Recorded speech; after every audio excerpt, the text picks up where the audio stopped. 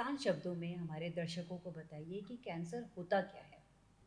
Cancer को अगर हम सरल शब्दों में या सिंपल लैंग्वेज में बोलें तो बेसिकली एक लंप या गांठ बन जाती है बॉडी के डिफरेंट पार्ट्स में जहाँ पे हुँ, भी ये हो रहा हुँ, है। ब्रॉडली क्लासीफाई करें तो कैंसर्स को हम दो ग्रुप में क्लासीफाई करते हैं, एक होते हैं बिनाइन कैंसर्स, हुँ, एक होते हैं मेलिग्नेंट कैंसर्स। हुँ। इनमें आजकल देखा गया है ब्रेस्ट कैंसर का बहुत यस ज़्यादा, जी। तो क्या रीज़न्स हो सकते हैं इसके? सर? कैंसर की अगर इटियोलॉजी की बात करें हुँ, तो उसमें मल्टीपल फैक्टर्स होते हैं हुँ, और किस इंसान को किस वजह से हुँ, कैंसर हुआ है हुँ, ये भी बता पाना काफ़ी मुश्किल होता हुँ, है। हुँ, अगर आपकी फैमिली में हुँ, किसी को कैंसर है तो ब्रेस्ट हुँ। कैंसर होने की थोड़ी सी टेंडेंसी उस अच्छा। कंपैरेटिव फैमिली में ज़्यादा होती है। आपके एक्सपीरियंस में ऐसा भी कोई आया कि एक छोटे एज की कोई फीमेल जिसको ब्रेस्ट कैंसर बिल्कुल, हुआ? देखो मैं आपको बात करूँ तो हमने हुँ, 18, 20, 25 साल तक की यंग गर्ल्स को भी देखा है जिनको भी अच्छा, कैंसर होता है। अच्छा। एस्ट्रोजन एक हार्मोन होता है हुँ, जिसको हम फीमेल हार्मोन बोलते हैं हुँ, एस्ट्रोजन। हुँ, हुँ, उसकी एक्सेस बॉडी में, हुँ, ठीक है, वो कहीं न कहीं ब्रेस्ट कैंसर से रिलेटेड है। हुँ, जब अच्छा। हम ब्रेस्ट फीडिंग कराते हैं तो हाँ, उस दौरान हमारी हुँ, बॉडी में एस्ट्रोजन का लेवल कम रहता है। अच्छा। जब हम नहीं हाँ, कराते हैं हुँ, तो हुँ, एस्ट्रोजन का लेवल ज़्यादा रहता है। हुँ, हुँ, तो हुँ, ना हुँ। कराना is a risk factor for breast cancer. Initially क्या ऐसे सिम्पटम्स होते हैं कि हमें पता चले कि भाई इस तरीके का कुछ म्यूटेशन हमारी बॉडी में हो रहा है? देखो कैंसर के ना सिम्टम्स कुछ तो होते हैं स्पेसिफिक सिम्टम्स, हुँ, साइट स्पेसिफिक। हुँ, हुँ, सपोज जीभ का कैंसर है तो उसके अलग होंगे, ब्रेस्ट का है तो उसके अलग होंगे, लीवर का है तो उसके अलग होंगे। हुँ, कुछ होते हैं नॉन स्पेसिफिक। हुँ, तो नॉन स्पेसिफिक में हम कहते हैं जैसे कि वेट लॉस, हुँ, अनएक्सप्लेन्ड वेट लॉस, कि हुँ, किसी का वजन कम हो रहा है लेकिन उसका रीजन नहीं पता लग रहा, या भूख नहीं लगना है, हुँ, हुँ, ठीक है, जनरलाइज वीकनेस है, हुँ, फैटीग है। हुँ। जैसे मुँह में बहुत ज़्यादा छाले आते हैं जी, किसी व्यक्ति को, तो वो भी एक सिम्पटम हो सकता है। हमारी लैंग्वेज में यूज करते हैं उसको हुँ, बोलते हैं नॉन हीलिंग अल्सर। अच्छा। तो कोई हुँ, अल्सर अगर आपको लंबे समय से भर हुँ, नहीं रहा है हुँ, या वो जख्म साइज में बड़ा हो रहा है हुँ, हुँ, या उसमें से कोई ब्लीडिंग हो रही है हुँ, तो डेफिनेटली आपको कंसल्टेशन ले लेना चाहिए। जैसे किसी भी को भी अगर कैंसर होता है तो सबसे पहले उनका हेयर फॉल स्टार्ट होता है, एकदम बॉल्ड हो जाते हैं, तो वो जी। क्या रीज़न है कि उसका हेयर आ, फॉल का? देखो हेयर फॉल मतलब ओवरऑल क्या होता है, जो पेशेंट्स होता है जनरलाइज वीकनेस है, खाना पीना छोड़ देता है तो प्रोटीन की कमी होती है। तो ये अच्छा। तो हेयर फॉल का वो रीज़न हुँ, होता है, हुँ, बट और आजकल तो चलो फिर भी फीमेल समझ जाती हैं कि हम उनको विग वगैरह प्रिस्क्राइब करते हैं कि अगर आपको थोड़ा सा हुँ, वो है तो आप विग वगैरह पहन सकते हैं। हुँ, बट हुँ, बहुत सारे पेशेंट्स कहते हैं कि नहीं जैसा है वो उसको एक्सेप्ट कर लेते हैं इस हुँ, चीज़ हुँ, को, हुँ, वो हुँ, भी एक हुँ। बहुत अच्छी चीज़ है। अच्छा। सर जैसे आपके नेफ्रो फील्ड हो गया, ऑर्थोपेडिक हो गया, है ना? और बहुत सारी फील्ड्स जी। होती हैं। तो आपका जो ऑन्कोलॉजिस्ट होता है, वो किस प्रकार से इन सभी फील्ड से डिफ़र है? हुँ, किसी को किडनी का कैंसर है, हुँ, ठीक है, तो उसको हुँ, उससे संबंधित प्रॉब्लम आएंगी। हुँ, हुँ, किसी को पेट का कैंसर है हुँ, तो उसको उससे संबंधित प्रॉब्लम आएंगी। तो हुँ, कैंसर डॉक्टर को हुँ, एक जनरल नॉलेज हर चीज़ के बारे में रखना ज़रूरी है। तो आजकल जिस तरह से मतलब बड़े शहरों में हो गया है हुँ, कि कुछ लोग पर्टिकुलर ऑर्गन बेस्ड ट्रीटमेंट ही अपने आप को प्रैक्टिस करते हैं। हुँ, हुँ, जो हेड एंड नेक प्रैक्टिस कर रहे हैं वो खाली हेड एंड नेक ही हुँ, करते हुँ, हैं। हुँ, हुँ, जो जीआई ट्यूमर्स देख रहे हैं वो जीआई को ही देखते हैं, जो हुँ। लंग ट्यूमर्स देख रहे हैं वो लंग को ही देखते हैं। अच्छा, तो इतनी स्ट्रेसफुल लाइफ़ आप लोग जीते हैं, है ना? इतने सारे पेशेंट्स को आप लोग देखते हैं, आपको भी एंग्ज़ायटी होती होगी, है ना? घबराहट होती होगी, यस। तो आप उससे कैसे ओवरकम करते हैं? हुँ, तो कोशिश करते हैं, देखो मतलब जो आप कर सकते हो यूजली एक फिजिकल एक्टिविटी, हम हुँ, लोग भी हुँ, शाम को अपना घर हुँ, जाके कुछ अपना बच्चों के हुँ, साथ एंजॉय हुँ, करते हैं। हुँ, हुँ, कोशिश करते हैं वो नेगेटिविटी कम से कम हम घर पे ना ले जाए। सर आजकल के यूथ को आप क्या कहना चाहेंगे? क्योंकि आपने उनका लाइफ़स्टाइल देखा है, हमेशा सोशल नेटवर्किंग और हमेशा वो मोबाइल में जी रहते जी हैं ना, फिज़िकल के नाम पर ना के बराबर उनकी एक्टिविटीज़ होती जी। है। तो हमेशा जो हम अवेयरनेस प्रोग्राम्स वगैरह करते हैं या हुँ, कहीं पे भी टॉक के लिए जाते हैं तो हुँ, हमारा जो मेन फोकस रहता है यूथ के ऊपर रहता है। हुँ, हुँ, हमारा ये रहता है कि अगर वो यूथ उस चीज़ को समझ जाएगा कि भाई हुँ, अगर मैं ये चीज़ें अपनाऊंगा तो हुँ, मेरे को ये प्रॉब्लम्स हो सकती हैं। हुँ, हुँ, अब आ रहे हैं, अब हुँ, टेक्नोलॉजी आ रही है तो हुँ, टेक्नोलॉजी के देखो कुछ प्रोज हैं कुछ हुँ, कॉन्स भी हैं, हुँ, कुछ अच्छी चीज़ें भी हैं और कुछ बुरी चीज़ें भी हुँ, हैं। हुँ, ठीक है, ये तो समझना कि भाई बहुत ज़्यादा सिटिंग है, फिजिकल हुँ, इनएबिलिटी हुँ, है या हुँ, डिसेबिलिटी, अपन कुछ नहीं कर रहे हैं हुँ, हुँ, तो वो मतलब कैंसर क्या हुँ, ओवरऑल हेल्थ के लिए भी ठीक नहीं है। जंक फूड, पैक्ड फूड ये बहुत ज़्यादा यस। यूथ खाता है ना, खाना कोशिश, नहीं बनाना चाह रहे बिल्कुल हैं बिल्कुल, तो देखो वो भी कोशिश करनी चाहिए, मतलब हुँ, अब यूथ को क्या है, हुँ, सभी लोग जिस तरह का हुँ, लाइफस्टाइल है हुँ, तो यूथ ही नहीं सभी हुँ, लोग इस हुँ, चीज़ के लिए हुँ, एडिक्टेड हैं। हुँ, तो कहीं ना कहीं डेफिनेटली ये अच्छी तो नहीं है हुँ, और लॉन्ग टर्म में आपकी बॉडी को डिफरेंट पार्ट्स को नुकसान पहुंचाती है। हुँ, तो हुँ, आप हुँ, जहां तक हो सकता है कोशिश करें अवॉइड करें इन चीज़ों हुँ। को।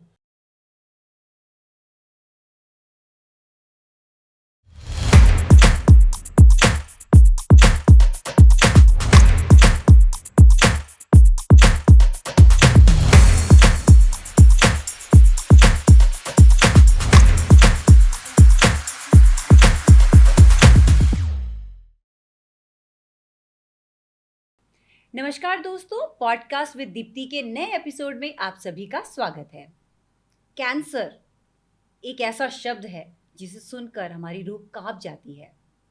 कैंसर किन कारणों से होता है? क्या तंबाकू, शराब या और भी वजह होती है कैंसर की? क्या इसका इलाज संभव है या नए-नए क्या-क्या इसके इलाज आए हैं? आज इन सभी बातों पर चर्चा करने के लिए हमारे स्टूडियो में मौजूद हैं famous oncologist mister Saurabh Bansal. Saurabh sir, सबसे पहले मैं स्टूडियो में आपका स्वागत करती हूँ कि आपने थैंक यू। अपना कीमती समय निकाल कर हमको दिया। Thank you Deepti ji, thank you. Sir, मेरा सबसे पहला सवाल आपसे ये है कि आपकी एक बहुत लंबी जर्नी रही है इस जी। फील्ड में। आपने इसी फील्ड को क्यों चुना? अ, मतलब हमारी फैमिली में बहुत सारे लोग पहले से ही मेडिकल बैकग्राउंड से थे, और फादर हमारे मेडिकल बैकग्राउंड से थे, मेल नर्स थे, बाद में एज ए हेल्थ मैनेजर उन्होंने काम किया। तो एक फादर का सपना था कि बच्चों को आगे जाके डॉक्टर बनाना है, और जिस एरा में हम लोग थे तो मोस्टली पेरेंट्स ही डिसाइड करते थे कि बच्चों को क्या बनना है। उस समय इतनी मैच्योरिटी नहीं होती थी कि हम लोग डिसाइड करें। तो फादर का सपना था कि बच्चे डॉक्टर्स बने, तो हमने उस तरह सब्जेक्ट लिए, और उनकी इंस्पिरेशन और उनकी गाइडेंस थी उसके अंडर में जो आज तक की जर्नी है हमने कंप्लीट की है। जी, जी, जी, जी, जी। मेरे फैमिली में दोनों सिस्टर्स हैं, वो भी दोनों डॉक्टर हैं, एक रेडियोलॉजिस्ट हैं, गायनेकोलॉजिस्ट हैं, और काफ़ी सालों से वो लोग भी अपने अपने फील्ड में प्रैक्टिस कर रही हैं। जी, जी, जी, जी। सर, अब आसान शब्दों में हमारे दर्शकों को बताइए कि कैंसर होता क्या है? क्या इसके लक्षण होते हैं? क्या इसके कारण होते हैं? क्या तंबाकू या फिर स्मोकिंग से या फिर अल्कोहल यही रीज़न्स होते हैं या इसके कुछ और भी रीज़न्स होते हैं?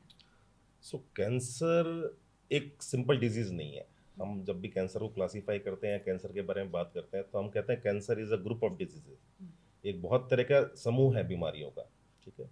कैंसर को अगर हम सरल शब्दों में या सिंपल लैंग्वेज में बोलें तो बेसिकली एक लंप या गांठ बन जाती है बॉडी के डिफरेंट पार्ट्स में, जहाँ पे भी ये हो रहा है। क्योंकि ये बेसिकली होता है कि सेल्स का एक सेल डिवीजन वाली प्रोसेस होती है कि नॉर्मली हमारी बॉडी में एक सेल से दो सेल बनती हैं, दो से चार सेल बनती हैं, बट वो प्रोसेस एक रेगुलेटेड प्रोसेस होती है। जब वो कंट्रोल खत्म हो जाता है कि एक टाइम फ्रेम में सपोज 1 घंटे में एक सेल से दो सेल बननी है, और वो टाइम फ्रेम खत्म हो गया, वो सपोज 10 मिनट के अंदर दो सेल्स बनने लगी, तो जैसे जैसे वो नंबर प्रोलिफरेट करेगा तो एक लंप की एक गांठ की फॉर्म ले लेती है, जिसको कि हम कैंसर बोलते हैं। ब्रॉडली क्लासीफाई करें तो कैंसर्स को हम दो ग्रुप में क्लासीफाई करते हैं, एक होते हैं बिनाइन कैंसर्स, एक होते हैं मेलिग्नेंट कैंसर्स। तो बिनाइन कैंसर जैसे आपने सुना होगा, बहुत लोगों को लाइपोमा या फैट वगैरह की गांठ बन जाती है। ठीक है। इस तरह के और भी छोटे छोटे ट्यूमर्स होते हैं जो कि बिनाइन ट्यूमर्स होते हैं। जो बिनाइन का मतलब होता है कि वो बॉडी में जहाँ भी जनरेट हो रहे हैं वो उससे किसी और पार्ट में स्प्रेड नहीं करेंगे। और दूसरी तरफ जो मेलिग्नेंट ट्यूमर्स होते हैं, जिनकी हम आगे बात करेंगे अपने उसमें, उनकी एक टेंडेंसी होती है कि वो जहाँ से ओरिजिनेट हुए, जहाँ से वो सेल्स शुरू हुई हैं डिवाइड होना, वो बॉडी के दूसरे पार्ट में स्प्रेड कर सकती हैं। तो मेलिग्नेंट कैंसर्स ही मतलब एक जो हम कहते हैं कि जो रिस्की कैंसर या जिनको ट्रीटमेंट की जरूरत होती है, ज़्यादातर बिनाइन ट्यूमर्स को अंटिल अनलेस वो पेशेंट को प्रॉब्लम कर रहे हैं, कोई दिक्कत कर रहे हैं, कोई कॉस्मेटिक प्रॉब्लम है, हम उनको नहीं छेड़ते हैं। सर, कहने का मतलब ये है कि हमारे जो सेल्स हैं वो मल्टीप्लाई होते रहते हैं, राइट? जब एबनॉर्मल मल्टीप्लिकेशन हो जाता है तो हम उसे कैंसर कहते हैं, है ना? अगर साधारण शब्दों में कहा जाए। ठीक है सर। अच्छा सर, ये फिर ये ट्यूमर क्या होता है? जैसे अब एबनॉर्मल मल्टीप्लिकेशन हो गया तो वो ट्यूमर में कन्वर्ट हो जाएगा। ट्यूमर और कैंसर सिनोनिम है, मतलब हम कैंसर को ही ट्यूमर बोलते हैं, ट्यूमर को ही कैंसर बोलते हैं, मतलब दोनों ही एक जैसे शब्द है। देखने में कैसा होता है सर ट्यूमर? डिपेंड करता है कहाँ का ट्यूमर है। सपोज किसी को जीभ का ट्यूमर है तो वो एक अल्सर की फॉर्म लेगा, किसी को ब्रेस्ट का कैंसर है तो एक लंप की फॉर्म में, गांठ की फॉर्म में प्रेजेंट करेंगे। तो डिपेंड करता है किस साइड का ट्यूमर है, कौन सी स्टेज का ट्यूमर है, उसका प्रेजेंटेशन, उसके सिम्टम्स, उसके साइंस उस हिसाब से वेरी करता है। नहीं, बस हम ये जानना चाहते हैं कि दिखने में कैसा होता है ट्यूमर, अगर वो किसी भी पार्ट का है। खैर हम लोग तो मेडिकल फील्ड के देखो, नहीं जो हैं। चीज एक्सटर्नली विजिबल है, सपोज कोई हेड एंड नेक कैंसर है, कोई जीभ का कैंसर है या गाल का कैंसर है, तो एक हीलिंग नॉन हीलिंग अल्सर की फॉर्म में अपीयर होगा। मतलब अल्सर नॉर्मली भी हमारे मुंह में बन जाते हैं, बट वो हीलिंग अल्सर्स होते हैं, वो 2 5 10 दिन 15 दिन में हील हो जाते हैं। कैंसर का जो अल्सर होता है वो हील नहीं होता लंबे समय तक, या फिर वो अल्सर अपनी शेप एंड साइज को बढ़ाता रहेगा, शेप में बढ़ता रहेगा, या उससे अब ब्लीडिंग हो सकती है। तो इस तरह के जो अल्सर्स होते हैं उनको हम कहते हैं कि शायद ये मेलिग्नेंट अल्सर्स हो सकते हैं। ठीक है। ऐसे ही कोई ब्रेस्ट में कोई गांठ है, ठीक है, नॉर्मली भी फीमेल्स में ब्रेस्ट में लम्प्स या गांठ मिल जाती है, और लकीली 90% जो लम्प्स होते हैं, ब्रेस्ट लम्प्स, वो कैंसरस या मेलिग्नेंट नहीं होते। 90% जो ब्रेस्ट लम्प्स होते हैं वो नॉन कैंसरस या नॉन मेलिग्नेंट ब्रेस्ट लम्प्स होते हैं। 10% जो ब्रेस्ट लम्प्स हैं वो मेलिग्नेंट हो सकते हैं, उसमें मोस्टली वो प्रेजेंट करते हैं एक गांठ की फॉर्म में, एक कोई भी लंप बन गया, इनिशियली वो छोटे साइज के होते हैं, अगर हम उनको इग्नोर करते हैं तो वो धीरे धीरे साइज में बढ़ते रहते हैं। साइज में बढ़ेंगे तो हो सकता है कि पेन हो, स्किन में इन्वॉल्वमेंट होने लगे, एक अल्सर की फॉर्म ले लें, निपल वगैरह से डिस्चार्ज होने लगे, और काफ़ी एडवांस स्टेज में अगर हम उसको फिर भी इग्नोर कर रहे हैं तो वो बॉडी के दूसरे पार्ट्स में, जैसे लीवर है, लंग्स है, ब्रेन है, बोन्स है, इसमें भी स्प्रेड कर सकते हैं।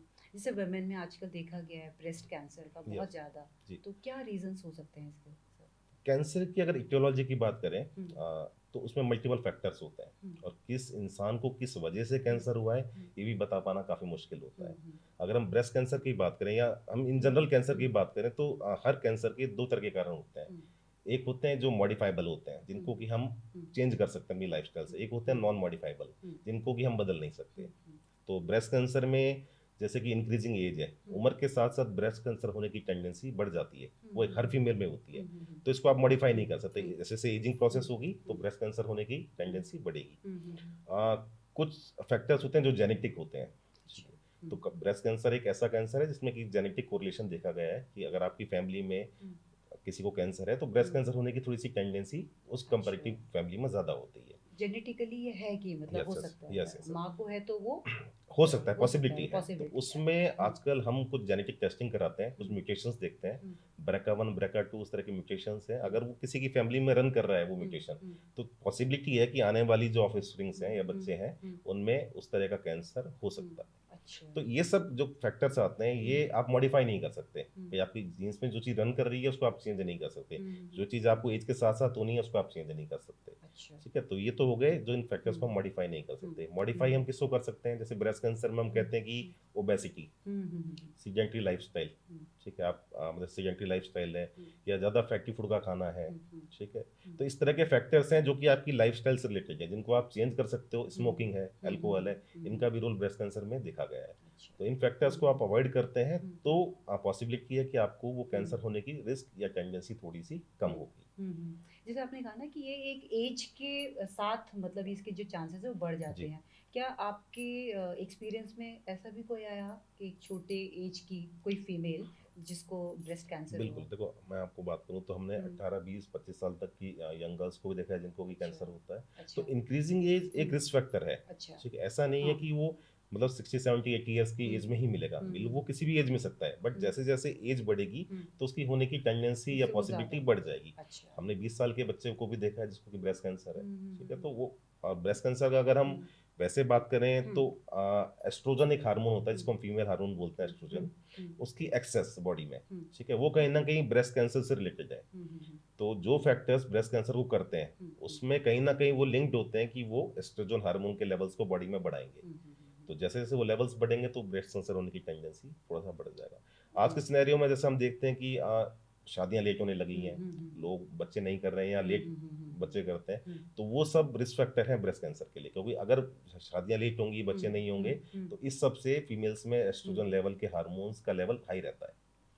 ठीक है, शादियां होना, बच्चे होने से क्या होता है कि एस्ट्रोजन लेवल कुछ सर्टेन पीरियड के लिए कम रहते हैं और ब्रेस्ट कैंसर होने की टेंडेंसी कम होती है। तो ये सब फैक्टर्स एसोसिएटेड हैं। अब जिस तरह का लाइफस्टाइल है, चाल चलन चल रहा है कि लेट शादियां होने लगी हैं, तो उसका वो भी एक कारण है कि ब्रेस्ट कैंसर का रिस्क आज बढ़ रहा है फीमेल्स में। सर, जो ब्रेस्ट फीडिंग है ना, क्या वो भी एक रीजन हो सकता है? जैसे आजकल की लड़कियां हैं, वर्किंग है, तो इतना टाइम नहीं है, तो ब्रेस्ट फीडिंग कराने से ब्रेस्ट कैंसर का होने का रिस्क कम होता है। अच्छा, कम ना कराने से टेंडेंसी थोड़ी सी बढ़ जाती है। वो डायरेक्टली फिर हार्मोन से रिलेटेड है। जब हम ब्रेस्ट फीडिंग कराते हैं तो उस दौरान हमारी बॉडी में एस्ट्रोजन का लेवल कम रहता है, जब हम नहीं कराते हैं तो एस्ट्रोजन का लेवल ज़्यादा रहता है। तो ना कराना is a risk factor for breast cancer. अच्छा, ओके, ठीक है। सर, मेरा अगला सवाल आपसे ये है कि हमने एक ना रिसर्च में हमने पढ़ा है कि जो आपके 19% केसेस कैंसर के हैं वो due to smoking, 5.6% alcohol, 7.8% obesity, 4.7% UV radiation, यानी कि जो यूवी इंडेक्स हाईएस्ट होता है वो 10 से लेकर 4 बजे तक होता है, उसमें जिसका एक्सपोजर ज़्यादा होता है उसकी वजह से, 5% आपका फिजिकल इनएक्टिविटी, पुअर डाइट और पैकेज्ड फूड के कारण। तो क्या इसके अकॉर्डिंग क्या वाकई में जो स्मोकिंग है वो सबसे ज़्यादा मेजर रोल प्ले करता है आपका कैंसर में? यस, देखो अगर डिफरेंट कैंसर्स की बात करें, suppose head and neck cancer है, लंग कैंसर है, तो डेफिनेटली टोबैको कंजप्शन चाहे वो हम स्मोकिंग फॉर्म में लें या उसको च्यूई करें, है ना, या तो तंबाकू खाया जाता है या इसको स्मोक किया जाता है। तो उन दोनों ही केसेस में टोबैको एक मेजर रीज़न है कैंसर होने का। जो दूसरे फैक्टर्स आपने बताए हैं जैसे अल्कोहल है, तो दोनों को अगर साथ में करेंगे तो दोनों एक जरा सिनर्जिस्टिक एक्शन होता है कि दोनों उसकी टेंडेंसी को और बढ़ा देते हैं। इसके अलावा भी बहुत सारे और कारण हैं, जैसे कई सारे वायरल इन्फेक्शंस हैं, ठीक है, वो भी रीज़न होते हैं कैंसर होने के। ठीक है, ओबेसिटी का आपने बताया, एक पुअर लाइफस्टाइल है, हाइजीन मेंटेन नहीं करना, ये सब कैंसर होने के कारण हो सकते हैं। वो डिपेंड करता है कि कहाँ के रिस्क फैक्टर्स हैं, उस हिसाब से उसके कैंसर हो सकते हैं। अच्छा, यानी कि हमारी जो लाइफस्टाइल है उस पे भी डिपेंड करता है। डेफिनेटली, देखो बहुत सारे, शुरू में हमने जब बात करी तो हमने ये कहा कि दो तरह के फैक्टर्स होते हैं, मॉडिफाइबल और नॉन मॉडिफाइबल। तो जो मॉडिफाइबल है वो कहीं ना कहीं हमारी लाइफस्टाइल से रिलेटेड है। कहीं ना कहीं जिस तरह का हम खाना पीना खा रहे हैं, हमारी डे टू डे लाइफ में हम कितनी एक्सरसाइज करते हैं या सिटिंग पोस्चर हमारा ज़्यादा रहता है, फिजिकल एक्टिविटी कितनी रखते हैं हम, तो ये सारे फैक्टर्स कंबाइन करते हैं। कोई सिंगल फैक्टर नहीं होता है, बट मल्टीपल फैक्टर्स जब कंबाइन करते हैं तो कहीं ना कहीं वो जाके किसी बीमारी का रूप लेते हैं।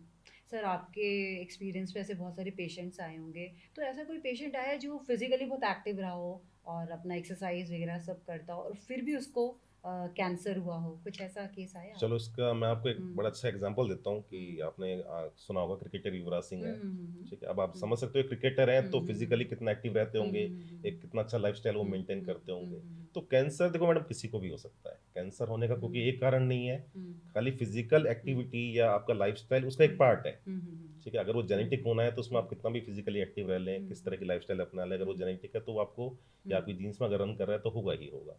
तो ये सब उसका एक कंपोनेंट होते हैं, ठीक है। तो सबका एक बैलेंस में रहना जरूरी है, ठीक है। अब जैसे युवराज सिंह की हमने बात की थी, काफी फिजिकली एक्टिव है, क्रिकेटर हैं, मतलब कि जैसी लाइफस्टाइल वो मेंटेन करते हैं, ठीक है। तो हर आदमी तो नहीं करता होगा, उसके बावजूद भी उनको हुआ। बट उसका देखो फैक्टर का इफेक्ट कहाँ आता है, वो एक्टिव थे, ठीक है, पॉजिटिव माइंड सेट था, स्ट्रांग थे माइंड से, तो वो उस बीमारी को होने के बावजूद भी उन्होंने ट्रीटमेंट कराया और उसके बाद भी कम बैक किया। उसके बाद उन्होंने मैचेस खेले इंडिया के लिए। तो आप देख सकते हैं कि एक पॉजिटिव माइंडसेट का कितना फर्क पड़ता है कि अगर कोई बीमारी आपको हो गई है, उसके बाद अगर आप राइट ट्रीटमेंट लेते हैं तो वापस से अपनी नॉर्मल लाइफ में कम बैक कर सकते हैं। आपके एक्सपीरियंस में ऐसा कोई पेशेंट है जिससे आप मतलब डॉक्टर्स ने कहा होगा कि नहीं अब आगे बहुत कम आपके पास टाइम है, और अपने मैनिफेस्टेशन या एक पॉजिटिव माइंडसेट से उन्होंने उसको रिकवर किया होगा? तो वो मिरेकल्स हर जगह देखने को मिलते हैं। मतलब मैं आपको बताऊं, इतना हमको 15-17 साल एक्सपीरियंस हमको भी हो गया कैंसर में। काफ़ी सारे पेशेंट्स हमने ऐसे देखे हैं जो कि स्ट्रेचर पे आते थे, अच्छा, ठीक है। तो हमें भी देख के लगता था कि हो सकता है कि भाई जिस तरह की बीमारी है, स्टेज 4 का कैंसर है, फैला हुआ है, तो हो सकता है कि इनका सर्वाइवल ज़्यादा ना हो। बट जिस तरह से उनका ट्रीटमेंट उन्होंने कंप्लीट किया, कुछ कुछ पेशेंट्स ऐसे हैं जो स्ट्रेचर पे आए थे लेकिन ट्रीटमेंट के बाद वो चल के वापस जाते हैं। तो ऐसे पेशेंट्स को देख के लगता है कि ट्रीटमेंट के बियॉन्ड भी काफ़ी कुछ है। और उसमें डेफिनेटली जो पेशेंट का माइंड सेट है, अगर वो पॉजिटिव माइंड से, बहुत सारे पेशेंट्स ऐसे होते हैं कि डॉक्टर साहब आप करिए, एक कॉन्फिडेंस दिखाते हैं, एक ट्रस्ट हम पे रखते हैं, डॉक्टर साहब मैंने आपको समर्पित कर दिया है, जो मेरी बीमारी है आप बेहतर इलाज जानते हैं, आप इसका ट्रीटमेंट करिए और जो होगा अच्छा होगा। तो काफ़ी केसेस में हमने देखा कि डेफिनेटली वो चीज़ वर्क करती है। और बहुत सारे पेशेंट्स ऐसे होते हैं कि शायद उनको बीमारी भी इतनी एडवांस नहीं होती है, बट वो शुरू से ही इतने घबराए हुए होते हैं बीमारी के बारे में सुनकर या आस पड़ोस में जो लोग कहते हैं, तो इतने घबराए हुए होते हैं कि अब तो कैंसर हो गया, अब तो शायद कुछ हो नहीं पाएगा। तो काफ़ी कोशिश करते हैं, उनको समझाते हैं कि ऐसा नहीं है, कि देखो टेक्नोलॉजी इंप्रूव कर रही है, जो चीज़ें आज से 20 साल पहले थी और 20 साल बाद में टेक्नोलॉजी ने अपने आप को काफ़ी इंप्रूव किया, नई नई टेक्निक्स आ गई हैं, नई नई दवाइयाँ आ गई हैं। तो जो हमारे आउटकम्स हैं, जो कैंसर के जो आउटकम्स हैं, वो डेफिनेटली पहले से बहुत ज़्यादा इंप्रूव किए हैं। बट उसके लिए एक ट्रस्ट, एक पेशेंट और डॉक्टर का एक जो रिलेशन होता है, उसमें एक भरोसा एक दूसरे के ऊपर दिखाना, ठीक है। तो अगर वो ट्रस्ट नहीं है, तो हमने देखा है बहुत केसेस में जो पेशेंट कई बार इलाज तो आपसे करवा रहे हैं, बट वो कहीं ना कहीं ओपिनियन लेते रहते हैं कि यार हमारा इलाज ठीक तो चल रहा है, नहीं चल रहा है, या इसमें कुछ और हो सकता है। वो एक देखो कॉमन एक ह्यूमन बीइंग की एक थिंकिंग रहती है, हर कोई चाहता है मेरे साथ बेस्ट ट्रीटमेंट कराऊं, ठीक है। तो हम उनको ये समझाते हैं देखो अब आपने ट्रस्ट किया है तो आप बिलीव करो कि जो हम करेंगे आपके लिए बेस्ट होगा। तो बहुत सारे पेशेंट्स कन्वर्ट करते हैं, अपने माइंड सेट को चेंज होता है, ट्रीटमेंट कंप्लीट करते हैं और डेफिनेटली हम उसमें अच्छे रिजल्ट्स देखते हैं। अच्छा, कोई चैलेंजिंग केस जो आपकी लाइफ का रहा हो सर? एक्चुअली मैं बताऊँ सारे केसेस डिफरेंट होते हैं, मतलब आप देखोगे हर पेशेंट डिफरेंट है, हर पेशेंट की बीमारी अलग है, ठीक है, और हर पेशेंट के रिलेटिव्स अलग है। एक चैलेंज पेशेंट के साथ साथ कई बार आता है हमको रिलेटिव्स को कन्विंस करने में। मतलब हमारे लिए सबसे पहला चैलेंज किया है, कोई पेशेंट हमारे पास आता है तो ठीक है, हमने उसको एक्सप्लेन किया। तो शुरू में तो बड़ा मुश्किल होता है इसको एक्सेप्ट करना कि भाई मुझे कैंसर हो गया है, मतलब वो वर्ड जब सुनता है ना आदमी, तो वो अंदर से पूरा टूट जाता है कि भाई मुझे ही क्यों हुआ। उसका नेक्स्ट होता है कि डॉक्टर साहब मैं स्मोक नहीं करता, मैं अल्कोहल नहीं करता, अच्छी लाइफस्टाइल है, तो मुझे क्यों। अब उसका रीजन हमको ये कहते हैं कि खाली एक चांस की बात है, ठीक है, और कोई स्पेसिफिक रीजन नहीं है कि स्मोकर को ही होता है, नॉन स्मोकर को नहीं होते हैं, सबको हो सकते हैं, पॉसिबिलिटी सबको है। जिस तरह से टेक्नोलॉजी इंप्रूव कर रही है, नई नई मेडिसिन आ गई है, तो डेफिनेटली सर्वाइवल बढ़ा है, रिजल्ट्स बढ़े हैं। हम ये नहीं कहते कि ठीक है हम मतलब पहले जैसी लाइफ आपकी कर देंगे, बट जितनी भी लाइफ है वो पेन फ्री होगी, सिम्टम्स नहीं होंगे, ठीक है, तकलीफ नहीं होगी।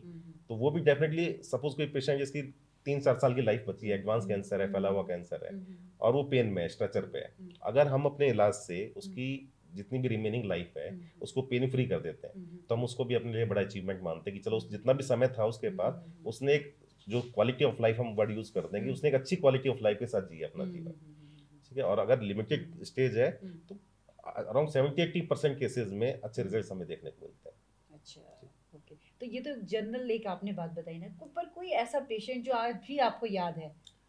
बहुत सारे कोई मैडम ऐसे पेशेंट्स काफ़ी कोई सारे हैं, मतलब मैंने दिल्ली में भी काम किया, सफदरजंग में मैं था, वहाँ के भी हम्म काफ़ी पेशेंट्स हैं जो अब तक मेरे साथ टच में है, मतलब 20 साल हो गए लगभग। तो वो हम्म पेशेंट्स भी याद करते हैं, तो उस समय चैलेंजेस रहते हैं कि बहुत सारे पेशेंट्स तैयार नहीं होते ट्रीटमेंट के लिए, ठीक है, कि डॉक्टर साहब हम ट्रीटमेंट नहीं कराएंगे।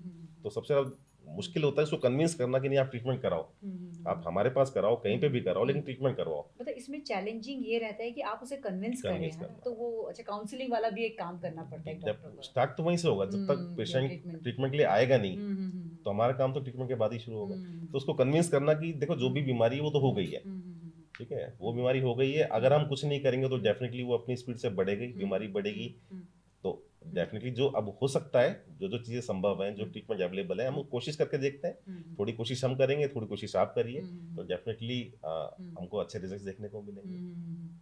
घबराहट तो सर आपको भी होती नहीं होगी? नहीं होती है मैडम, देखो हम भी इंसान ही है, ठीक है, हम्म पेशेंट्स आते हैं, कई बार पेशेंट्स के बड़े अलग अलग तरह के सवाल होते हैं, अलग अलग क्वेश्चंस होते हैं, जैसे उनका कैसे? आंसर हमारे पास भी नहीं होता। जैसे कैसे क्वेश्चंस होते जैसे एक हैं? मिथ है सोसाइटी में कि हम बायोप्सी नहीं करवाएंगे, जैसे डायग्नोसिस यूजली हम बनाते हैं कैंसर की, तो वहां से हम कुछ सेल्स को निकालते हैं, वो एग्जामिनेशन के लिए जाती हैं, तो पता लगता है भाई इसमें कैंसर है। इसे बायोप्सी कहते हैं सर? जी, इस वर्ड को हम बायोप्सी कहते अच्छा, हैं, है ना। ठीक है। तो मतलब पेशेंट को ये कन्विंस करना, बहुत सारे लोग कहते हैं कि सर हमने सुना है कि हम अगर बीमारी को छिड़वाएंगे तो वो तेजी से फैलने लगेगी, और ये जो मिथ है ना, मतलब ऐसा नहीं, हमने बहुत एजुकेटेड लोगों में भी देखी है, बहुत पढ़े लिखे लोग हैं, सब कुछ जानते हैं, इवन बड़े बड़े स्कूल के प्रिंसिपल्स भी हमारे एक दो पेशेंट रहे हैं, अच्छा। तो उनमें भी ये है कि सर हम इसको छिड़वाएंगे नहीं। तो हम उनको ये सुनाते हैं कि मैडम देखो आपको तो सारी चीजें पता है, आप इतने पढ़े लिखे हो कि मतलब ये एक मिथ है सोसाइटी में ना, तो उनको कन्विंस करना भी इतना बड़ा चैलेंज हो जाता है कि कैसे समझाएं। अब वो ये कहते हैं कि आप उसके बिना ही ट्रीटमेंट शुरू कर दो, अच्छा। हम लेकिन बायोप्सी नहीं करवाएंगे।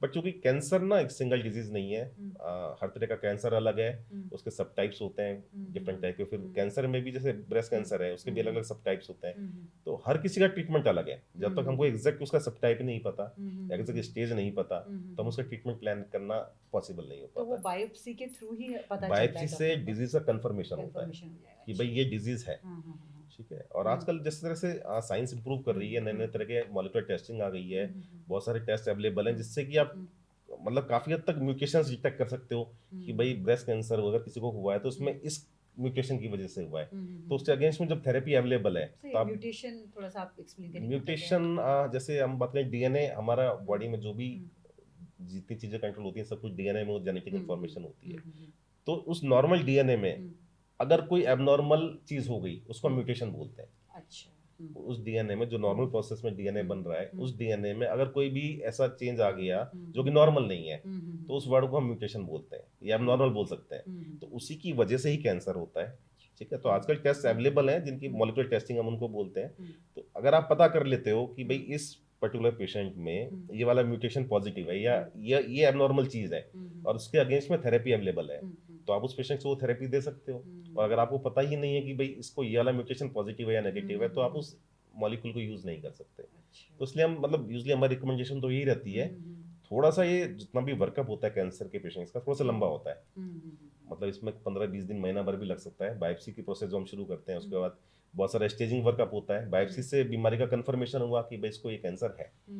अब वो कौन सी स्टेज का है ये कैसे पता लगेगा, तो तो उसके बायोप्सी के लिए कुछ होते हैं क्या टूल्स वगैरह कुछ? बायोप्सी हाँ। उसमें एक छोटा सा टिश्यू निकालते हैं बॉडी के पार्ट से। अच्छा। सपोज जीभ पे किसी को कैंसर है तो जीभ हाँ। तो वैसे दिखता है ऑर्गन, तो हम हम्म। सीधा एक उससे एक टिश्यू पंच निकाला। बायोप्सी ले लेते हैं, टिश्यू टिश्यू ले लेते हैं। हम्म। किसी को ब्रेस्ट में है तो उसमें हम्म। को निडल बायोप्सी वगैरह लेते हैं, निडल डाल के बायोप्सी लेते हैं। लीवर में है तो निडल सीटी गाइडेंस में, अल्ट्रासाउंड गाइडेंस में डाल के उससे हम बायोप्सी लेते हैं। तो अलग अलग तरह के कैंसर हैं जिनका अलग अलग तरह से बायोप्सी ली जाती है, बट बायोप्सी हर कैंसर में ली जाती है उसको प्रूव करने के लिए। उसके बाद उसका स्टेजिंग वर्कअप करते हैं कि वो कौन सी स्टेज का कैंसर है, ठीक है।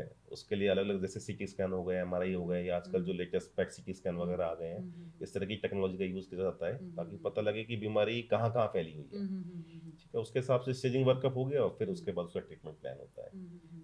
तो ये सब जर्नी में पेशेंट को लगभग 1 महीने के आसपास हम मान लेते हैं कई बार लग जाता है। तो इसी बीच में कई बार पेशेंट को लगता है कि नहीं मेरा ट्रीटमेंट डिले हो रहा है, तो वो एक जगह से दूसरी जगह जाते हैं। बट आप कहीं पे भी जाइए वो चीज़ें तो सब सेम ही है, बायोप्सी वो भी करेंगे। तो काफ़ी पेशेंट्स हमारे इसी सोच में काफ़ी टाइम खराब कर देते हैं कि ट्रीटमेंट यहाँ कराएं कि दिल्ली जाके कराएं कि मुंबई जाके कराएं या कहाँ कराएं। तो और इस बीच में क्या होता है कि देखो आप टाइम खराब कर रहे हैं लेकिन बीमारी अपनी स्पीड से बढ़ती जा रही है।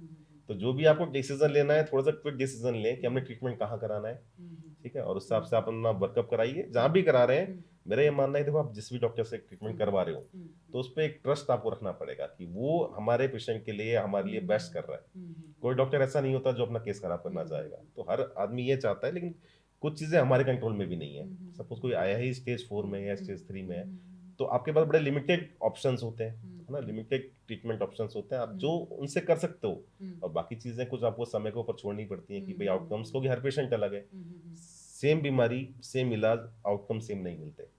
दो पेशेंट अगर हम कंपेयर करें जिनको सेम डिजीज है, ठीक है, और सेम उनको ट्रीटमेंट दिया गया है तो भी उनके आउटकम्स डिफरेंट होते हैं। तो इसमें कहीं ना कहीं कुछ फैक्टर्स जो पेशेंट वाले फैक्टर्स होते हैं, जिसमें आप बात कर रहे थे शुरू में कि पॉजिटिव माइंडसेट हो गया, उसकी लाइफस्टाइल हो गई, ठीक है, तो वो फैक्टर्स भी काम करते हैं आउटकम्स में। डॉक्टर सबसे कम उम्र का पेशेंट जो आपके पास आया हो? मैडम कैंसर एक ऐसा वर्ड है ना जो कि बच्चे को पैदा होने से पहले भी कई बार हो जाता है। इवन जो पीडियाट्रिक कैंसर्स होते हैं तो उसमें आपने कुछ महीने के बच्चों को भी देखा है उनको कैंसर है। तो पीडियाट्रिक ऑन्कोलॉजी एक अलग ही सब्जेक्ट है, एक अलग ही टॉपिक है, अलग ही डॉक्टर्स उसको देखते हैं, क्योंकि बच्चों के कैंसर्स अपने आप में थोड़े कॉम्प्लिकेटेड भी होते हैं, उनका ट्रीटमेंट भी थोड़ा कॉम्प्लिकेटेड होता है। तो कैंसर आपको किसी भी एज में हो सकता है, ऐसा कोई फिक्स एज ग्रुप नहीं है कि 15 साल के बाद ही होगा। इवन जन्म से पहले भी कई बच्चों को कैंसर हो जाता है, मतलब कि जब वो जन्म से पहले, मतलब जो अपने माँ के बिल्कुल बिल्कुल वो जो कुछ जेनेटिक या कुछ रीजन से जो पीडियाट्रिक कैंसर्स हैं वो सब में भी हो जाते हैं। तो डिटेक्ट हो सकता है क्या ड्यूरिंग प्रेगनेंसी? कुछ ऐसे टेस्ट होते हैं क्या, पॉसिबल है? देखो कैंसर को डिटेक्ट करने के लिए ना मतलब बहुत सारे टेस्ट होते हैं, ग्रुप ऑफ टेस्ट हैं।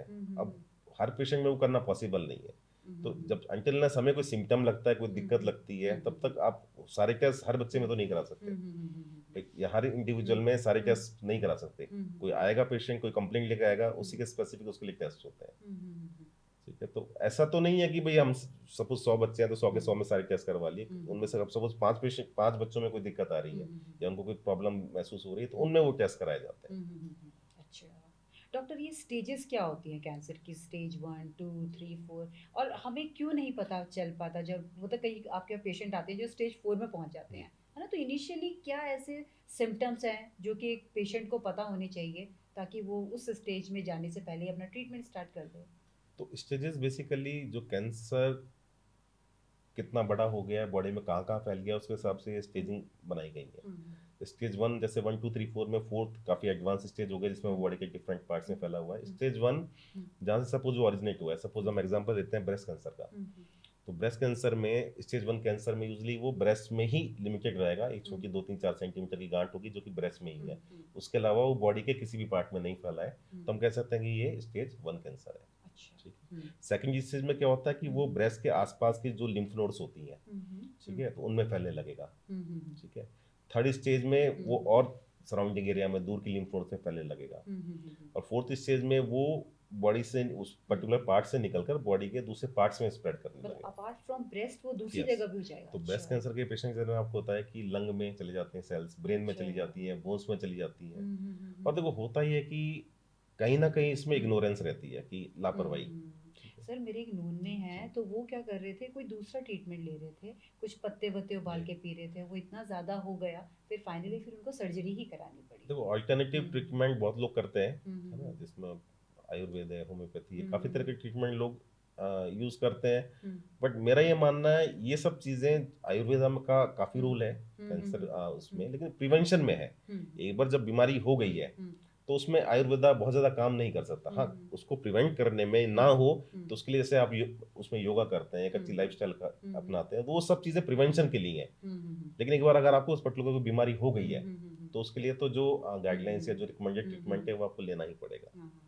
डॉक्टर फिर उसी प्रश्न पे आते जी हैं, है ना? एक तो स्टेज 1 आपने बताई, जी। है ना? स्टेज 2 में क्या होता है, वो आपका और मल्टीप्लाई होने वो लग जाता है ना? सेल्स सेल्स, ब्रेस्ट से निकल के हाँ, आसपास की जो लिम्फ नोड्स होती हैं, उसको जैसे वो एक्जिला में करेगा। हो गया, गले में हो गया, इस हाँ, तरह के एरिया में स्प्रेड करने अच्छा, लगती है। तो वो आपके एडवांस स्टेजेस वो होते हैं। सेकंड और थर्ड स्टेज में आता है, बट तब तक वो हाँ, मैनेजेबल होता है। अच्छा, मैनेजेबल कब तक जी, होता है आपका? थर्ड स्टेज थर्ड स्टेज तक हम तक कहते हैं कि हाँ हम हाँ, उसको कंट्रोल पूरी तरह से कर सकते हैं। अच्छा, फोर्थ स्टेज में जब वो बॉडी के दूसरे पार्ट्स में स्प्रेड होने लगा हाँ, तो वो बेसिकली जाता है आपके ब्लड के थ्रू। मतलब वो कैंसर की सेल अब ब्लड में आ गई है, वो फिर अब बॉडी के किसी भी पार्ट में जा सकती है। अच्छा, फर्स्ट सेकंड थर्ड स्टेज में हम हम्म, कहते हैं कि वो सेल ब्लड में नहीं आई है। अच्छा, एक बार वो अगर कैंसर की सेल ब्लड में आ गई है तो फिर वो बॉडी के किसी भी पार्ट में जा सकती है। तो इसलिए वो ब्रेन में भी जा सकती है, बोन्स में भी। तो उस स्टेज पे उसको पूरी तरह से ठीक करना कंपैरेटिवली डिफिकल्ट होता है। बट ऐसा नहीं है कि कंट्रोल नहीं होते हैं। आजकल जिस तरह का ट्रीटमेंट अवेलेबल है, बहुत ज़्यादा परसेंटेज तो नहीं, बट हाँ कुछ परसेंटेज केसेस ऐसे भी हैं जिनमें स्टेज 4 के पेशेंट्स को भी पूरी तरह से डिजीज फ्री कर दिया गया है। अच्छा, जी। ओके। तो सर इनिशियली क्या ऐसे सिम्टम्स होते हैं कि हमें पता चले कि भाई इस तरीके का कुछ म्यूटेशन हमारी बॉडी में हो रहा है, तो कुछ ऐसे सिम्टम्स हमारी बॉडी देती है हमें? देखो कैंसर के ना सिम्टम्स कुछ तो होते हैं, स्पेसिफिक सिम्टम्स, हम्म, साइट स्पेसिफिक। सपोज जीभ का कैंसर है तो उसके अलग होंगे, ब्रेस्ट का है तो उसके अलग होंगे, लीवर का है तो उसके अलग होंगे, ईसोफेगस का है तो उसके अलग होंगे। कुछ होते हैं नॉन स्पेसिफिक। तो नॉन स्पेसिफिक में हम कहते हैं जैसे कि weight loss, unexplained weight loss, कि किसी का वजन कम हो रहा है लेकिन उसका रीजन नहीं पता लग रहा। ठीक है, तो अनएक्सप्लेन्ड अगर वेट लॉस है और more than 10% of body weight, suppose कोई 60 किलो का इंडिविजुअल है और उसका मतलब 2-3 महीने के अंदर 5 से 7 किलो वजन लूज हो गया और उसका कोई रीजन नहीं है, तो हम कहेंगे कि इसको कोई ना कोई प्रॉब्लम है, अनएक्सप्लेन्ड वेट लॉस हो रहा है। ठीक है, या भूख नहीं लगना है, ठीक है, जनरलाइज वीकनेस है, फैटीग है। तो ये नॉन स्पेसिफिक सिम्टम्स है, ये ऐसा नहीं कैंसर में मिलते हैं, ये और भी कई बीमारियों में मिलते हैं, बट हाँ कैंसर में भी ये सिम्टम्स मिल सकते हैं। ठीक है, स्पेसिफिक सिम्टम्स की बात करें तो सपोज लंग कैंसर है किसी को, तो क्या प्रॉब्लम होगी भाई, सांस लेने में दिक्कत हो रही है, ठीक है, खांसियाँ, बलगम में खून आ रहा है, चेस्ट पेन हो रहा है। ठीक है, तो इस तरह के सिम्टम्स लंग कैंसर के पेशेंट को होंगे। कोई यूरिन ब्लैडर है, ठीक है, उसमें क्या होगा, पेशेंट को यूरिन में ब्लड आएगा, हिमेचुरिया जिसको हम बोलते हैं। तो कुछ जो सिम्टम्स हम एक लिस्ट बनाते हैं 7-8-10 सिम्टम्स की, उसमें जैसा अनएक्सप्लेन्ड वेट लॉस हो गया, एबनॉर्मल ब्लीडिंग हो गई कहीं बॉडी के पार्ट से, कोई अल्सर है, नॉन हीलिंग अल्सर, जो बताया था मैंने आपको कि भाई जी में कोई छाला बन गया और लंबे समय तक भर नहीं रहा है, नॉन हीलिंग अल्सर है, या कोई मोल है जिसका साइज डिसेंट में बढ़ रहा है, कोई मोल है या कोई अल्सर है जो कि साइज में बढ़ता जा रहा है। तो इस तरह के सिम्टम्स हैं कि जो कि आप अगर आपको महसूस हो रहे हैं या किसी को महसूस हो रहा है तो उसको डेफिनेटली किसी डॉक्टर से कंसल्ट करना चाहिए, क्योंकि ये चीज़ें अब नॉर्मल है। जैसे मुंह में बहुत ज्यादा छाले आते हैं जी। किसी व्यक्ति को, तो वो भी एक सिम्टम हो सकता है कि जो नॉर्मली हाँ, छाले होंगे वो हाँ, आपको हील हो जाएंगे 2-4-5 दिन 15 दिन अच्छा, में। ठीक है, अल्सर्स के मल्टीपल रीजंस होते हैं ना, तो वही जो हम हमारी लैंग्वेज में यूज करते हैं उसको बोलते हैं नॉन हीलिंग अल्सर। अच्छा, तो कोई अल्सर अगर आपको लंबे समय से भर नहीं रहा है या वो जख्म साइज में बड़ा हो रहा है या उसमें से कोई ब्लीडिंग हो रही है तो डेफिनेटली आपको कंसल्टेशन ले लेना चाहिए। अच्छा, ओके। डॉक्टर, कीमोथेरेपी के बारे में हमें थोड़ा बताइए, क्या होता है ये, किस तरीके से की जाती है? तो कैंसर का जो ट्रीटमेंट है उसको ब्रॉडली 3 कैटेगरीज में डिवाइड किया गया है। ठीक है, एक हो गई कैंसर सर्जरी, एक हो गई रेडियोथेरेपी और एक होगी कीमोथेरेपी। तो सर्जरी जैसा भी आप समझते हैं कि जिस भी पार्ट में बीमारी है उसको सर्जरी से करके निकाल दिया जाता है। जैसे अच्छा, उसको रिमूव ही कर देते जी, हैं फिर उसको? ब्रेस्ट में है तो ब्रेस्ट को उस पार्ट को रिमूव कर दिया या पूरी ब्रेस्ट को रिमूव कर दिया, वो डिपेंड करता है कि किस चीज़ का कैंसर है। जीभ के जिस हिस्से में कैंसर है उसको सर्जरी के द्वारा निकाल दिया जाता है। ठीक है, तो सर्जरी में तो प्रॉपर उसकी सर्जरी हो जाती है और आसपास के हिस्से में जहाँ जहाँ पॉसिबिलिटी होती है कि सेल्स हो सकती हैं पूरे एरिया को क्लीन किया जाता है। उसके बाद आते हैं हम रेडिएशन पे। तो रेडिएशन क्यों दी जाती है? रेडिएशन इसलिए दी जाती है कि हम मानते हैं कि सर्जरी से सर्जन जो ऑपरेट कर रहे हैं वो वही चीज़ निकाल सकते हैं जो उन्हें दिख रही है, क्योंकि सेल्स बहुत छोटी छोटी होती है, माइक्रोस्कोपिक सेल्स होती हैं, बहुत सारी सेल्स आपको आंखों से नहीं दिखती। ठीक है, तो सर्जरी से आप उतना ही हिस्सा निकाल सकते हो जो कि आपको एबनॉर्मल दिख रहा है या बीमारी दिख रही है। अच्छा, उसके बावजूद भी हम मान के चलते हैं सर्जरी के बाद भी कुछ ना कुछ सेल्स रह गई होंगी, माइक्रोस्कोपिक सेल्स रह गई होंगी, तो उन सेल्स को खत्म करने के लिए रेडिएशन या कीमोथेरेपी दी जाती है। रेडिएशन और कीमोथेरेपी में पिछले कुछ सालों में बहुत एडवांसमेंट आ गए हैं। आज से 20 साल 25 साल पहले जो टेक्नोलॉजी हम लोग यूज़ करते थे, आज की टेक्नोलॉजी से बिल्कुल डिफरेंट है। पहले की जो टेक्नोलॉजी थी उसमें पेशेंट को साइड इफेक्ट्स बहुत आते थे, पर आजकल की जो टेक्नोलॉजी हम लोग यूज़ करते हैं या जो नए प्लानिंग मॉडल्स आ गए हैं, आजकल सारा सिस्टम कंप्यूटर ऑपरेट है, कंप्यूटराइज सिस्टम होता है। ठीक है, आप सिस्टम को बताते हो कि भाई यह इस हिस्से में बीमारी है, हमको इस हिस्से को इतनी डोज देनी है। कैंसर को यूनिफॉर्म स्ट्रक्चर नहीं होता। ठीक है, जब हम जैसे सपोज गले के कैंसर की बात करें तो आसपास और नॉर्मल स्ट्रक्चर्स भी होते हैं। तो हमारा जब भी हम कोई ट्रीटमेंट करते हैं, हमारा एम ये रहता है कि भाई कैंसर को तो मैक्सिमम डोज जाए और जो आसपास के जो सराउंडिंग स्ट्रक्चर नॉर्मल स्ट्रक्चर्स हैं उनको कम से कम डोज जाए। ठीक है, तो ये सब चीज़ें जिस तरह से टेक्नोलॉजी ने आपको इम्प्रूव किया है, नई नई टेक्नोलॉजी आई है, तो वो हमको इतनी फ्लेक्सिबिलिटी देती है कि हम उस तरह की प्लानिंग्स कर सकें कि सपोज आसपास के जो नॉर्मल स्ट्रक्चर्स हैं उसमें तो हम कम डोज दे दें और जो बीच का ट्यूमर उसमें सेंटर में है उसको हम ज़्यादा डोज दे दें। ऐसे कीमोथेरेपी में भी जो कीमोथेरेपी मॉलिक्यूल्स हम पहले यूज़ करते थे और आज की जो कीमोथेरेपी मॉलिक्यूल्स हैं काफ़ी इम्प्रूव नए नए मॉलिक्यूल्स आ गए हैं, टारगेटेड मॉलिक्यूल्स आ गए हैं जो स्पेसिफिकली जाके कैंसर सेल्स को ही अटैक करते हैं। अच्छा, बाकी वो सेल्स नॉर्मल सेल्स के ऊपर नहीं जाएंगे, वो जाए सीधा बॉडी में जहाँ भी जाएंगे, जहाँ भी उनको कैंसर सेल दिखेगी उस सेल्स को टारगेट करेंगे। तो इसको हम टारगेटेड थेरेपी वगैरह हमारी लैंग्वेज में यूज करते हैं। अच्छा, और कोई इनोवेटिव है इसमें, कुछ इनोवेशन हो रहा है? आजकल इम्यूनोथेरेपी के बारे में आपने सुना होगा कि इम्यूनोथेरेपी आ गई है, बहुत सारी टारगेटेड थेरेपीज आ रही हैं। ठीक है, और ये सारी आ इसीलिए पा रही हैं क्योंकि हम बायोप्सी करवाते हैं, उसके बाद हम उसकी एडवांस मॉलिक्यूलर टेस्टिंग कराते हैं। हमें पता लगता है इस पर्टिकुलर पेशेंट में ये वाली सेल या ये वाला जीन एबनॉर्मल है, तो उसके अगेंस्ट में फिर वो थेरेपीज डेवलप की जाती हैं। तो इसलिए बायोप्सी एक मैंडेटरी प्रोसेस है कैंसर ट्रीटमेंट के लिए। ठीक है, तो इम्यूनोथेरेपी आजकल आप सुन रहे होंगे थोड़ा सा भी ज़्यादा पॉपुलर इसलिए नहीं हुआ क्योंकि कॉस्टली ट्रीटमेंट है, नया नया है, बट डेफिनेटली कुछ कुछ सारे केसेस में नहीं बट कुछ परसेंटेज ऑफ केसेस में बहुत अच्छे रिजल्ट्स हमें देखने को मिले।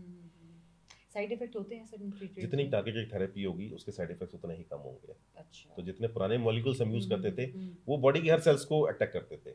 जितनी नई नई थेरेपीज आ गई हैं वो एक लिमिटेड सेगमेंट को, लिमिटेड पार्ट को अटैक करते हैं, तो उसके साइड इफेक्ट्स भी डेफिनेटली कम होते हैं। अच्छा, सो जैसे मूवीज में हम लोगों ने देखा है ना कि जैसे किसी भी को भी अगर कैंसर होता है तो सबसे पहले उनका हेयर फॉल स्टार्ट होता है, एकदम बॉल्ड हो जाते हैं, तो वो क्या रीजन है कि उसका हेयर फॉल? देखो हेयर फॉल मतलब ओवरऑल क्या होता है, जो पेशेंट्स होता है जनरलाइज वीकनेस है, खाना पीना छोड़ देता है तो प्रोटीन की कमी होती है, तो ये तो हेयर फॉल का वो रीजन होता है। बाकी जो ट्रीटमेंट रिलेटेड जैसे कीमोथेरेपी से एलोपेशिया उसका एक डॉक्यूमेंटेड साइड इफेक्ट है कि बाल जाएंगे ही जाएंगे। कुछ पर्टिकुलर कीमो है जिससे कि काफी बाल जाते हैं, कुछ पर्टिकुलर कीमो है जिससे थोड़ा बहुत हेयर फॉल होता है। तो अब मूवीज में तो चलो उसको किसी भी तरह से अलग तरह से प्रेजेंट किया जाता है काफी सारे रीजंस की वजह से, बट सपोज जैसे ब्रेस्ट कैंसर में जो कीमो हम यूज करते हैं तो उसमें आप मान के चलिए करीब 90% पेशेंट्स में कंप्लीट एलोपेशिया होता है, सारे बाल चले जाते हैं।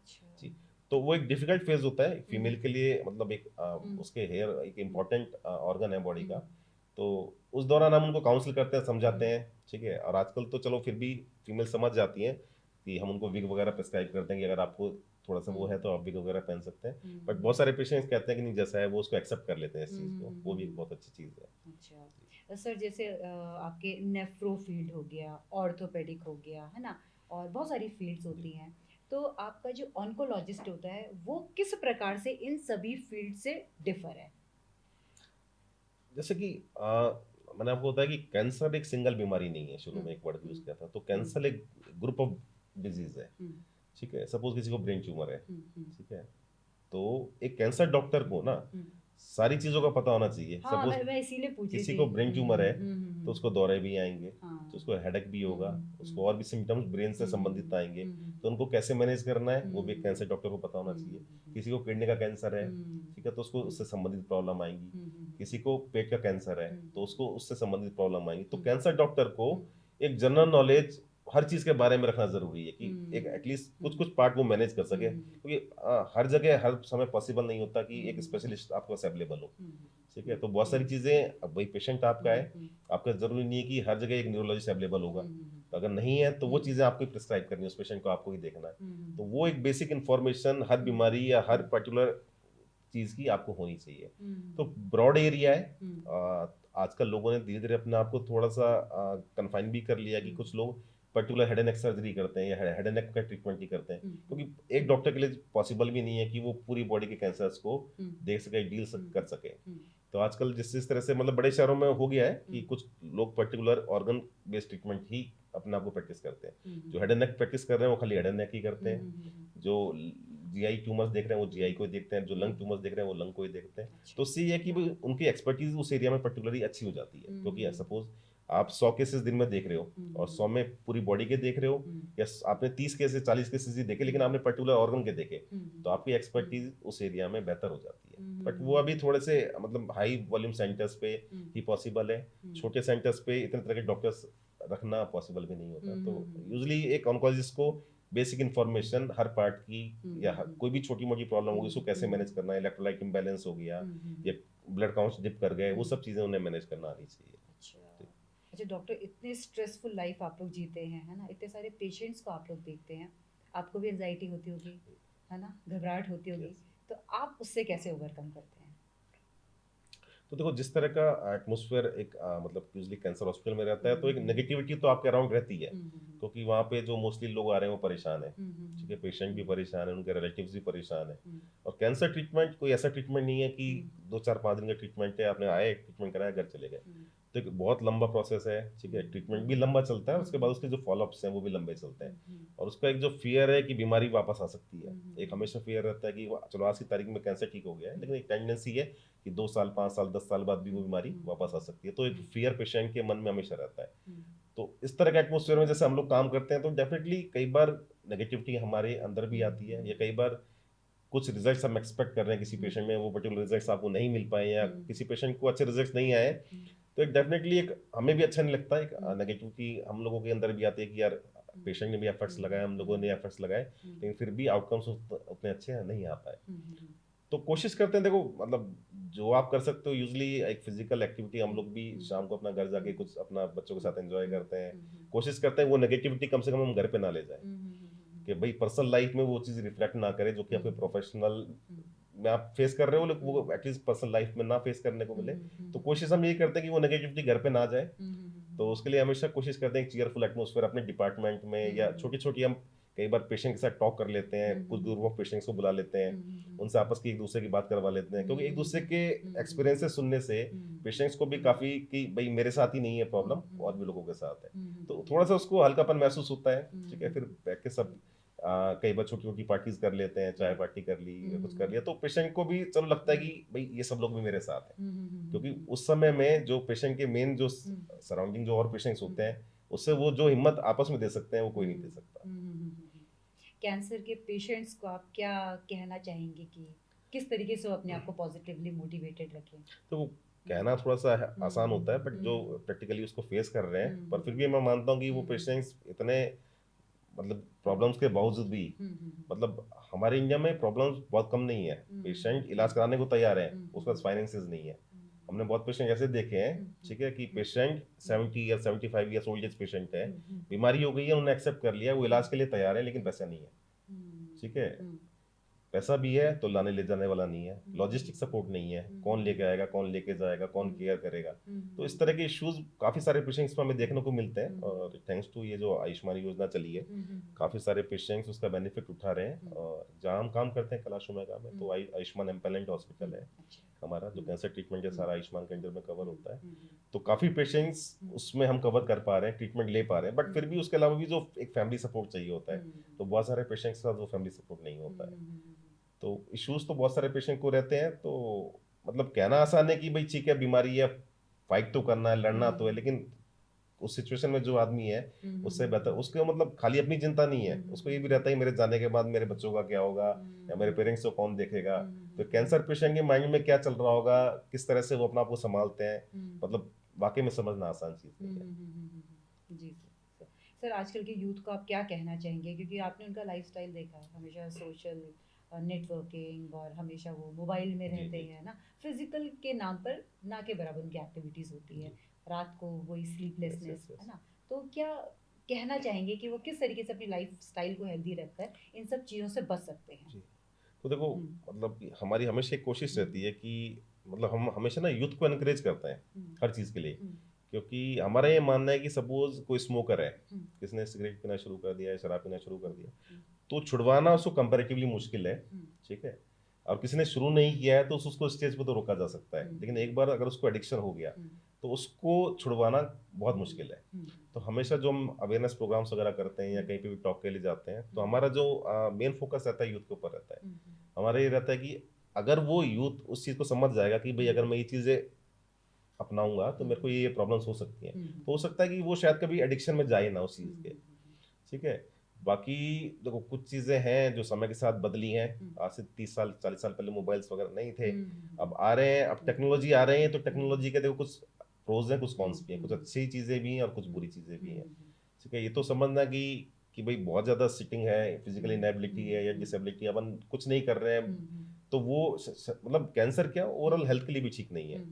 तो यूथ को यही कहना चाहेंगे भाई उस चीज़ को समझें, उस चीज़ की गंभीरता को समझें कि ये डेफिनेटली आने वाले टाइम में आपको प्रॉब्लम करने वाली है। तो जितनी ज़रूरत है, सपोज आजकल तो ऑनलाइन एजुकेशन हो गई है तो उसके लिए भी ज़रूरी है, बट जिस चीज़ की जो उसके बेनिफिट्स जितने हैं हम उसी को लें, उसकी जो गलत चीज़ें हैं उनको अडेप्ट ना करें। जैसे जंक फूड, पैक्ड फूड, ये बहुत ज्यादा यूथ खाता है ना, खाना कोशिश नहीं बनाना चाह बिल्कुल रहे बिल्कुल तो देखो वो कोशिश भी। करनी चाहिए, मतलब अब यूथ को क्या है, सभी लोग जिस तरह का लाइफस्टाइल है, तो यूथ ही नहीं सभी लोग इस चीज़ के लिए एडिक्टेड हैं। तो कहीं ना कहीं डेफिनेटली ये अच्छी तो नहीं है और लॉन्ग टर्म में आपकी बॉडी को डिफरेंट पार्ट्स को नुकसान पहुंचाती है। तो आप जहां तक हो सकता है कोशिश करें अवॉइड करें इन चीज़ों को।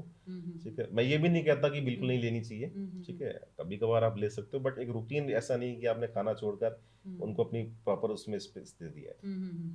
सौरभ सर, ये तो थी आपकी प्रोफेशनल लाइफ। अब थोड़ा सा हम आपको पर्सनल जानना चाहेंगे कि डॉक्टर के अलावा सौरभ सर भी एक इंसान है, तो वो इंसान कैसा है? जब वो अकेले रहना चाहता है तो वो क्या करना चाहता है, या कहीं अगर घूमने जाता है तो वो किस तरीके से रहते हैं? सर थोड़ा सा इसके बारे में हमें बताइए। ट्रैवलिंग मुझे पसंद है। मतलब शुरू से, मतलब कॉलेज टाइम से गेम्स का बड़ा शौक रहा था। तो पहले बास्केटबॉल वगैरह, और अभी भी मैं शाम को डेली बैडमिंटन वगैरह खेलता हूँ, 1 घंटा 2 घंटा जब भी टाइम मिल जाता है कोशिश करता हूँ निकाल के बैडमिंटन जरूर खेलता हूँ। म्यूजिक सुनना मुझे पसंद है, पुराने सॉन्ग, अच्छे अच्छे सॉन्ग्स में। कई बार ऐसे अकेले होते हैं, मतलब बहुत ही कम ऐसा टाइम मिल पाता है क्योंकि बच्चे भी हो गए हैं, तो कि आप अपने लिए अकेले के लिए स्पेस या टाइम निकाल सकते हो। तो जब भी समय मिलता है तो मैं कोशिश करता हूँ कि अच्छे भजन या फिर पुराने सॉन्ग्स वगैरह सुनता हूँ। और जब भी कभी टाइम मिलता है तो मैं कोशिश करता हूँ कि ट्रैवलिंग के लिए कहीं सोलो छोटे छोटे टूर्स मार लेता हूँ, 1 दिन 2 दिन के लिए कहीं कहीं निकल जाता है। समय चुराना पड़ता है, समय हमेशा नहीं मिलता, तो कोशिश करते हैं जब भी समय मिलता है थोड़ा सा चुरा के, कभी फैमिली के साथ कभी सोलो टूर अपना निकाल लेते हैं। तो वो सब चीज़ें देखो, स्ट्रेसफुल एटमोसफेयर में कहीं ना कहीं अगर आपको काम करना है तो एक पॉजिटिविटी अपने अंदर भी लानी पड़ेगी। तो ये सब मतलब उसी उसी के सॉल्यूशंस हैं कि भाई क्या करोगे। तो यूजली जब आते हैं, मैं सुबह जब ऋषिकेश से ट्रैवल करके देहरादून आता हूँ तो मैं यूजली गाड़ी में अच्छे भजन लगा लेता हूँ। तो जब आता हूँ तो एक चीयरफुल सा एटमोसफेयर होता है कि चलो ठीक है, माइंड रिलैक्स है। जब जाते वक्त मैं कुछ पुराने सॉन्ग्स लगा लेता हूँ। तो वो ट्रैवलिंग के वक्त ही आप इन चीज़ों को कर लेते हो। तो बस यही छोटे छोटे तरीके हैं। गाते भी हैं सर आप? नहीं, गाना तो ऐसा कोई शौक नहीं है, सुन लेते हैं। सर वृंदावन होके आए थे, कैसा रहा आपका ट्रिप? वृंदावन का अच्छा टूर रहा था, एक फैमिली प्रोग्राम था। तो मतलब कोशिश तो मतलब यही थी कि शायद क्योंकि इतना बिजी शेड्यूल रहता है तो 1 या 2 दिन में वापस आ जाऊंगा, बट उधर गए तो अब मैं मान सकते हैं कि राधा रानी की कृपा थी कि उन्होंने वापस नहीं आने दिया। तो 7-8 दिन मैं पूरा वृंदावन गोवर्धन वाले उसी में रहे। काफी अच्छा एटमोसफेयर था, काफी अच्छा लगा। प्रेमानंद महाराज से मिले आप? नहीं, उनसे तो खैर नहीं मिल पाए। अच्छा, क्योंकि उनकी भी दोनों जी किडनी फेल है, जी और जी मतलब जी। वो भी एक बहुत नहीं मोटिवेशन है नहीं, उनके लिए, डेफिनेटली राधा राधा नहीं कहते हुए, नहीं, बिल्कुल क्योंकि उनको बिल्कुल भी डॉक्टर ने कहा था कि आप जी। नहीं बच पाओगे, नहीं नहीं, उनका है ना? मोटिवेशन तो वहां जाके देखने पर समझ में आ जाता है, हाँ। जिस तरह की खाली उनकी बातें होती हैं। मतलब कि शायद जाने से पहले बहुत ज्यादा मैं ऐसा नहीं था कि इंस्पायर नहीं था, लेकिन जब मैं गया उस एरिया में तो वो जब अपने एक आश्रम से दूसरे आश्रम रात को अपने निकलते हैं तो बहुत लोग रात को उनको देखने जाते हैं, उनको आशीर्वाद लेने जाते हैं। तो लगा कि वाकई में कि वो एक बड़े मोटिवेशनल और मतलब अच्छी चीज है। देखो जो भी आपको एक अच्छी चीज बता रहे हैं, ठीक है, एक पॉजिटिव चीज बता रहे हैं, तो उसको अपनाने में कोई हर्ज नहीं है। मतलब मैं ये कि मेरा कहने का ये तात्पर्य है कि उनको भी कहा था डॉक्टर ने जी, कि आप नहीं बच पाओगे। लेकिन एक पॉजिटिव माइंडसेट था। हाँ, एक पॉजिटिव माइंड से, और अब राधा उनका रानी कहना है का। कि उन्होंने अपना आपको राधा रानी को समर्पित हाँ कर दिया है, बिल्कुल। तो अब जो भी जीवन है वो दिया हुआ उन्हीं का है। तो जैसे ही वो चलाना बहुत लोगों ने उनको अप्रोच भी है कि हम आपको किडनी डोनेट करना चाहते हैं। तो उन्होंने कहा कि नहीं, जब जरूरत थी तब राधा रानी ने देख लिया था, तो अब तो बोले मैंने अपना लाइफ समर्पित कर दिया, तो आगे भी ये देख लेंगे। तो सर स्पिरिचुअल जो हमारा डेवलपमेंट है वो भी कहीं ना कहीं काम आ सकता है इन बिल्कुल चीजों में? बिल्कुल। देखो जब लोग, मतलब हम लोग भी अपने फील्ड में कई बार ना निराश हो जाते हैं कई बार। तो हम भी क्या कहते हैं, हम ये कहते हैं कि चलो प्रे करते हैं, भगवान से प्रार्थना करते हैं, क्योंकि हम इनसे ये कहते हैं कि बहुत चीजें हमारे कंट्रोल में नहीं है, जितना हमारे हाथ में उतना हम करेंगे और उसके बाद फिर ऊपर वाला करेगा। जी सर। तो डेफिनेटली वो एंगल है। देखो, और मैं ये मानता हूँ कि मतलब हम सब लोग भगवान को थोड़ा बहुत जो जैसे भी मानता है, तो मुझे लगता है कि अगर हम उनमें एक आस्था शो करते हैं तो वो आपके ना कॉन्फिडेंस और एक भरोसा रहता है कि चलो भगवान तो है हमारे साथ। बहुत लोग ऐसे होते हैं उनको लगता है यार कोई साथ नहीं दे रहा, तो वो एंड में क्या करते हैं, भगवान का आगे हाथ जोड़ते हैं। तो यही तो होता है कि कॉन्फिडेंस आता है कि चलो कोई नहीं, तो भगवान तो हमारे साथ है, और कई बार उनके काम हो भी जाते हैं। तो एक पॉजिटिव एटमोसफेयर में रहना, भगवान को मानना अच्छी बात है, मतलब हम भी मानते हैं, सारी मानते हैं। तो अच्छा, जाते जाते हमारे दर्शकों से कुछ कहना चाहेंगे सर आप? बस मैं यही कहना चाहूंगा कि देखो सोसाइटी में जिस तरह से अब काफी चीजें नई नई आ गई हैं, तो सेलेक्ट आपको करना है, आपको किस तरह की लाइफस्टाइल जीनी है, ठीक है। हमको किसी को फॉलो नहीं करना, ब्लाइंडली फॉलो नहीं करना कि वो तो ऐसा करता है। थोड़ा सा बच्चों से इसलिए कहना चाहूंगा कि देखो बच्चे, हमारी आने वाली जनरेशन अगर समझ जाएंगी तो हो सकता है कि एक डिफरेंट इम्पैक्ट पड़े, ठीक है। तो ये है कि देखो जो नेगेटिविटी है उस, और हमेशा देखा गया है ना कि नेगेटिव चीज आदमी जल्दी एक्वायर कर लेता है, पॉजिटिव चीज को अपनाने में बहुत टाइम लगता है। तो टाइम लगेगा, लेकिन अगर आप एक पॉजिटिव लाइफस्टाइल अपनाएंगे, ठीक है, पेरेंट्स की बात मानेंगे, तो पेरेंट्स आपके हमेशा भले के लिए कहते हैं, तो उनकी बात मानिए, ठीक है, और एक अच्छी लाइफस्टाइल अपनाएं, और एक अच्छा आपका ब्राइट फ्यूचर होगा। थैंक यू सौरभ सर, यहाँ थैंक आने यू। के लिए बहुत बहुत शुक्रिया। और हम आशा करते हैं कि आप फिर हमारे स्टूडियो में आएंगे और एक इसी से रिलेटेड और नए टॉपिक पे आपसे डिस्कस करेंगे। Thank you so much thank you, sir, thank you. Thank you. दर्शकों से इतना ही कहना चाहूँगी कि आज सौरभ सर हमारे साथ हैं, जिन्होंने कैंसर के बारे में कई मिथ तोड़े और उन्होंने हमें कई इम्पॉर्टेंट जानकारी दी, और हमारे यूथ को उन्होंने समझाया कि किस तरीके से हेल्दी लाइफस्टाइल से वो इन चीज़ों से बच सकते हैं। और आप लोग अपना ख्याल रखिए। नेक्स्ट एपिसोड में हम ऐसे ही एक इंटरेस्टिंग गेस्ट से मिलेंगे। तब तक नमस्कार।